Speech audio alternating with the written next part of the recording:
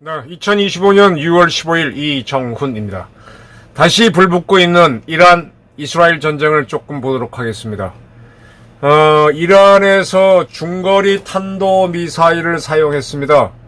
그 미사일의 이름은 하지 카셈입니다. 카셈. 그 전에 이란 혁명수비대 특수전사령관 솔레이니마니가 있었습니다. 풀네임이 카셈 솔레이니마니인데 거기서 딴 카셈입니다. 중거리 탄도미사일.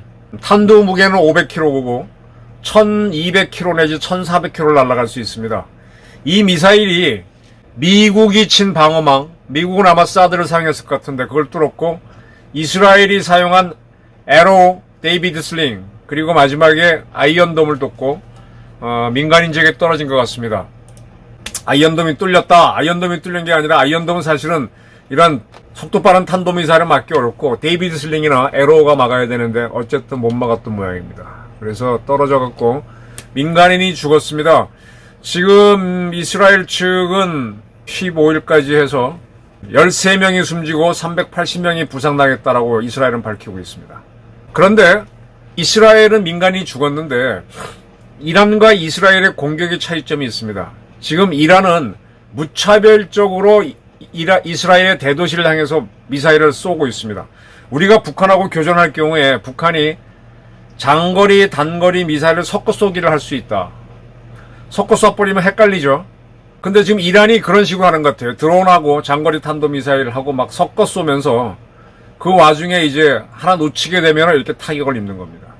그래서 지금 우리 군은 그 전에 이제 폭풍군단이 러시아군으로 참전했을 때 우리 홍장원 씨가 이끄는 국정원 팀이 우크라이나에 갔다 오고 그 다음에 군에서도 가겠다는데 군에 못 가도록 이재명 대표가 이끄는 민주당이 막았죠. 그러다가 이제 12.3 기합이 나면서 우크라이나에 한국군이 가서 창원하는 거는 무산이 됐는데 그때는 이제 북한의 폭풍군단의 전술을 보기 위해서 가야 할 필요가 있었다면 지금은 이라크를 사이에 두고 교전을 하는 두 나라가 서로 미사일을 쏘는데 이란이 쏘는 방식이 섞어 쏘기 방식입니다. 이거를 보기 위해서라도 우리 군부하고 국정원의 팀들이 이스라엘에 가서 이란이 어떻게 미사일을 쏘고 그걸 어떻게 막는지를 봐야 되는 것 같습니다. 우리 ADD 요원들도 가서 이걸 봐야 될 것 같아요.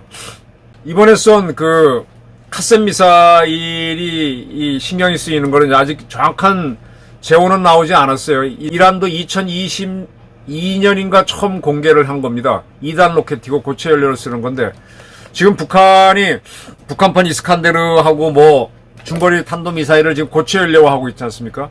근데 이 카셈 미사일이 회피 기동을 했다 그래요. 어떻게 했는지 모르겠는데 탄도미사일이 회피 기동하는 거는 이렇게 빵 쏴서 올라가다 떨어지다가 한번 툭 튀는 겁니다. 이렇게 툭 튀는 거.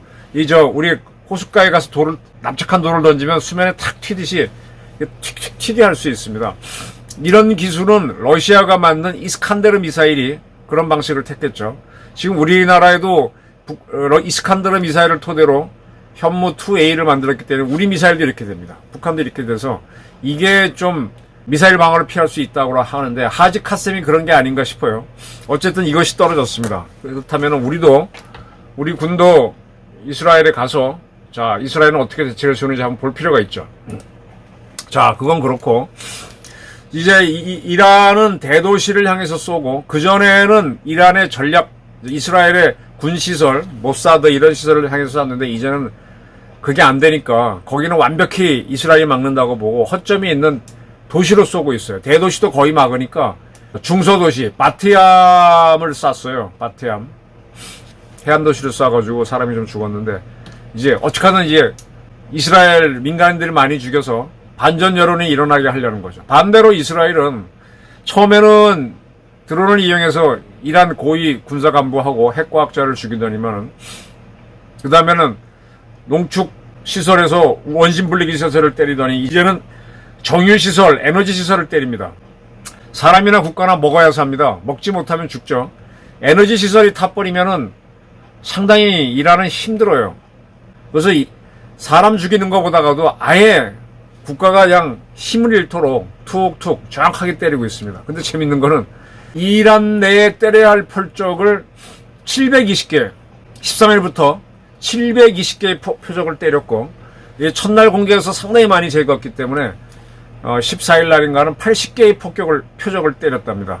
근데 그때는 이제 미사일이나 드론으로 때리는 거가 아니라 직접 이스라엘 전투기들이 테헤란 항공까지 아주 들어와서 표적을 맞추는 좀 더 정밀한 공격을 하고 있죠. 민간인은 덜 죽이고 있습니다. 그 어떤 전략시설을 때릴 때는 그 지역 주민들한테 피하라고 미리 띄워놓고 공격을 하고 있습니다. 그러니까 이스라엘은 민간인을 가급적 안 죽이고 전략시설, 에너지시설, 원자력시설을 박살내고, 이란은 이스라엘의 그런 시설을 때리려고 하면 이스라엘이 다 막으니까 방어가 허술한 중소도시를 공격해서 민간인을 죽이는 공격을 하고 있습니다. 이란이 상당히 열세죠. 그래서 이란은 이스라엘이 공격을 하지 않으면 우리도 보복하지 않겠다, 뭐 이렇게 좀 항복하는 투로 나오고 있습니다. 트럼프는 이스라엘의 우세를 확신하기 때문에 만약에 궁지에 몰린 이란이 미국을 공격한다면 미군의 힘과 완력이 그대로 작용할 것이다 하고 딱 공갈을 때리고 있습니다. 이스라엘도 벅찬 이란이 미국을 때렸다가 더 얻어 터질 수 있다는 거고, 지금 이란이 쏘는 미사일을 걷어내는 작전에는 영국과 프랑스도 참여하고 있는 걸 보여요. 이 비행기들이 떴다가, 전투기들이 떠 있다가 드론이라든지 순항미사일이 날라오면 공대공 미사일로 잡으면 되거든요. 저는 개인적으로는 한국군이 천궁을 이용하고 있고 하니까 우리도 한번 이 작전에 들어가서 좀 막아주는 작전을 해보면 어떨까 하는 생각을 하는데, 이재명 대통령 꿈도 못 꿀 겁니다. 제가 생각하기에는 이재명 대통령은 네타냐후 총리한테 배워야 됩니다. 우리 이재명 대통령은 더러운 평화가 낫다 그랬죠. 더러운 평화로 살려면은 북한에 돈을 퍼주고 머리를 숙이고 어떨 때는 그렇게 하다가 통합이 돼버릴 수도 있습니다. 근데 이스라엘은 작은 나라이지만 무릎 꿇고 살기보다는 서서 싸우기를 원하는 나라죠. 지금 운동권들이 저희가 대학 다닐 때 무릎 꿇고 사느니 서서 싸우겠다 라는 노래를 많이 불렀는데, 이재명 씨는 이재명 대통령 거꾸로 가요. 무릎 꿇고 살겠다 이러고 하는 사람인 것 같아요. 그 네타냐후는 목표가 있습니다. 뭐냐, 이란을 점령해서 자기 영토화하겠다는 게 아니에요.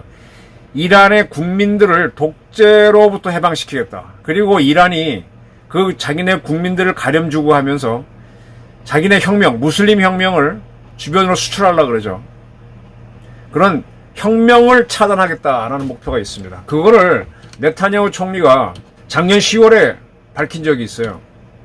정확히 말하면 9월 30일이구나. 페르시아어로 된 자막에 붙은 영어 연설을 했는데, 이스라엘은 이란 국민과 함께한다. 여러분이 생각하는 것보다 더 빨리 여러분은 자유로워질 것이다 라고 하면서 매일 당신들을 복종시키는 정권이 레바논과 가자지구 방어에 대해 격렬하게 연설하는 것을 본다. 그러나 그 정권은 매일 우리 지역을 더 깊은 암흑과 전쟁으로 몰아넣고 있다. 이란 국민 대다수는 이란 정권이 자신들에게 전혀 신경을 쓰지 않는다는 것을 알고 있다. 이란 국민들은 이란 정권이 국민들에게 신경을 쓰지 않는다는 것을 잘 알고 있다. 신경 쓴다면 중동 전역의 헛된 전쟁에 수십억 달러를 낭비하는 것을 멈출 것이다. 이란 국민들은 스스로의 삶을 개선해야 된다. 이렇게 얘기했습니다.